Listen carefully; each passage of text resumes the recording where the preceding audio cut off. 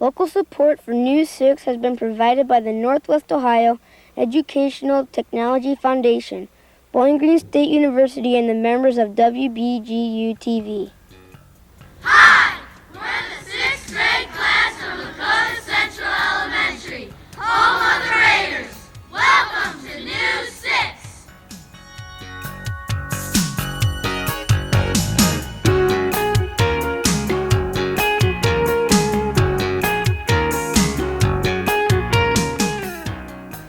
Hi, I'm Luke Clarkson from Lakota Central Elementary. Welcome to News 6. With today's first story, here's Aaron Weisenauer.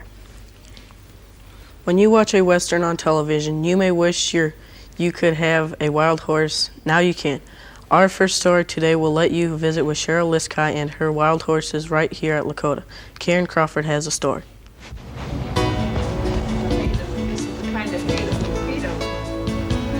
You don't have to go to the west to see wild horses. They are right here at Liskey's farm. Could you tell us what adopting a horse program is? The Adopt a Horse program was established to reduce the number of wild animals so that there was equal numbers for livestock and the wild animals on the government public lands. Where do the wild horses come from? The majority of the wild horses are found in Nevada. There are some throughout all the western states, California, Wyoming, and Utah. How do you care for your horses? When you first bring the horses home, they have only had grass on the range, so you don't want to upset their diet too much. So you start them out on a grass hay, and eventually after a few weeks work them into a better quality hay and grain. The horses are also marked with a freeze brand on their necks. This shows where the region they came from, their age, and their sex when they were captured. Could you tell us something you find rewarding about this program? The most rewarding thing is by taking a wild animal, turning its fear into trust, and having a friend forever.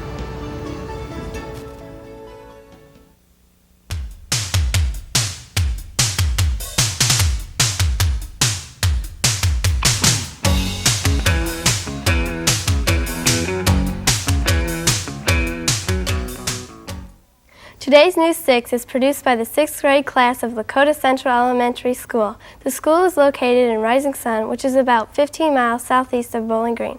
Risingsun was founded in 1834 and has a population of about 700. It is easy to forget what it was like before the automobile became the common means of transportation. News 6 has recently interviewed Mr. William Few, a man who will help us remember the past with his buggies. Here's Krista Holland with the story.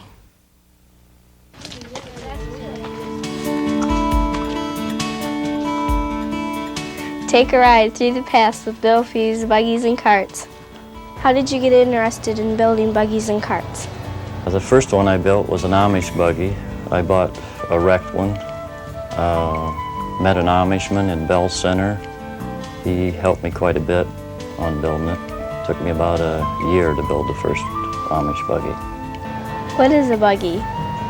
It's a light, one-horse carriage. It's transportation, and the Amish still use it today.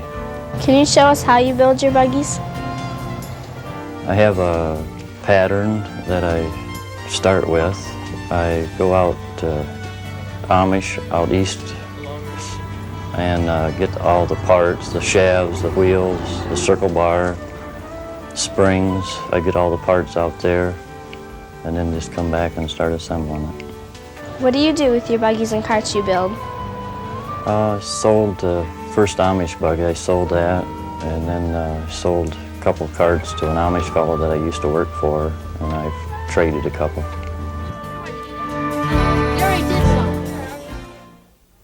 Have you ever wondered what it was like in the 18th or 19th century? This week's Kids View question asked the 6th graders about their favorite century back in time. Here's what we found out. Hi, I'm Aaron Howe, reporting for Kids View. Today's question is, if you could go back in time, to what decade or century would you go and why? If I could go back to any century or decade, I'd go back to the 18th century to see the colonization of America. If I could go back in time, I would go back to the decade of the 1880s, catch Billy the Kid. If I could go back in time, I would go back to the 1800s to see what the schools were like.